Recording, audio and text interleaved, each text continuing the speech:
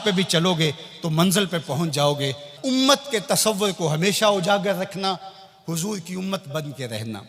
आप अपनी शनाख्त को, आपकी इलाकाई शनाख्त है, आपकी मसलकी शनाख्त है, आपकी ख़ानदानी शनाख्त है, आपकी जो भी शनाख्तें हैं उन शनाख्तों को बाकी रखो।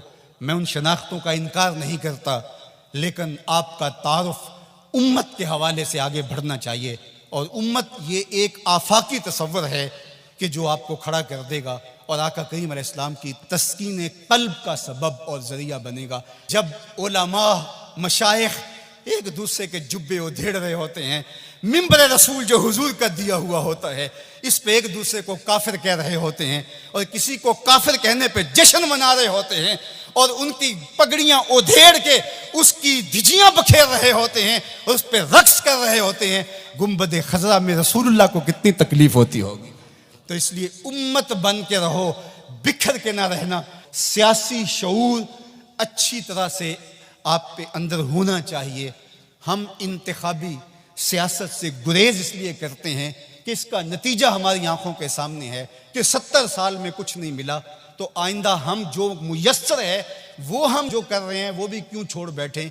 इसलिए कि जो मैं कर रहा हूं उससे हकीकी सियासी शऊर पैदा होगा, रिजाले कार पैदा होंगे, अफराद साजी के अमल से हम गुजर रहे हैं।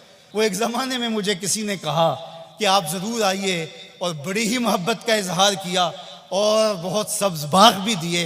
तो मैंने उनको पीर नसीरुद्दीन अलैहि रहमा का एक कौल सुनाया कि एक ज़माने में उनको वक्त के एक हुक्मरान ने कहा कि जनाब आप आइए, हम आपको वज़ीर बनाना चाहते हैं। तो उन्होंने हंस के कहा मैं बादशाह, तो मैंने वज़ीर बनाना चाहना है। इसलिए हम इंतखाबी सियासत का कोई अमली नतीजा नहीं देखते। और अगर आप सोशल मीडिया और इलेक्ट्रॉनिक मीडिया देखते हैं तो आजकल जो हाहाकार मची है, जो अंधेर नगरी है, जो लहजों की अजीब बदबू फैली हुई है, तो क्या कोई ये पसंद करता है कि मैं भी जाके उस माहौल में खड़ा हो जाऊं? और अगर कोई कहता नहीं जनाब आप साफ सियासत कीजिए, तो मियाँ ये साफ सियासत का तो माहौल पैदा कर रहे हैं, ये रिजाले कार ही तो पैदा कर रहे हैं। बाकी ये आरजू कि आप आएँ, मियाँ मेरी ये आरजू नहीं है कि मैं आऊँ, वो माहौल पैदा करना चाहता हूं कि कोई आए, उसके लिए कोई बुनियादें तो खोद जाए, कोई रास्ते के अंदर से पत्थर तो हटा दे। सब ने ये कहा कि मैं आऊंगा, लेकिन रास्ते के अंदर पत्थर पड़े थे। हमारा मिशन उन पत्थरों को हटाना है, रास्ते हमवार करना है, और हमने देर तक इस काम की तरफ जाना है। ए शम्मा आहिस्ता बसोज के शब दराज अस्त, ए अश्क आहिस्ता बरेज के गम ज़्याद अस्त, सीनों में तूफान है कल भी कल मिर्जल, मेरा सीना जल रहा है हंडियों की तरह, मेरा भी जी चाहता किसी दीवार से टकरा जाऊं। इन हालात में क्या कोई देख सकता है कि रसूलुल्लाह की उम्मत काटी जा रही हो, बच्चे ज़बह किए जा रहे हो फ़लस्तीन में, कश्मीर में? लेकिन क्या इसका इलाज मेरे पास सियासत के मैदान में छलांग लगा देनी है, जहां टांगें तड़वा बैठूं और जो मुयस्सर है वो भी ना कर सकूं?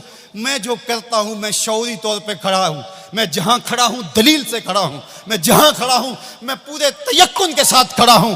मंजिल और हदफ मेरी निगाहों के सामने है, मैं आहिस्ता आहिस्ता बढ़ता चला जाता हूं, लेकिन मंजिल की तरफ मेरी सीध है। हमारा नरम रो कासद पयामे जिंदगी लाया, हमारा नरम रो कासद पयामे जिंदगी लाया, खबर देती थी जिनको बिजलियां वो बेखबर निकले। तो हम बिजली की तरह कूद करके हम शोला नहीं बनेंगे, हम शमा बनेंगे। लोग कहते हैं शोला बन जाओ, शोला बनना भी ये आग का मिजाज है और शम्मा बनना भी आग का मिजाज है, लेकिन हम शोला बनने का मिजाज नहीं रखते, हम शम्मा बनने का मिजाज रखते हैं।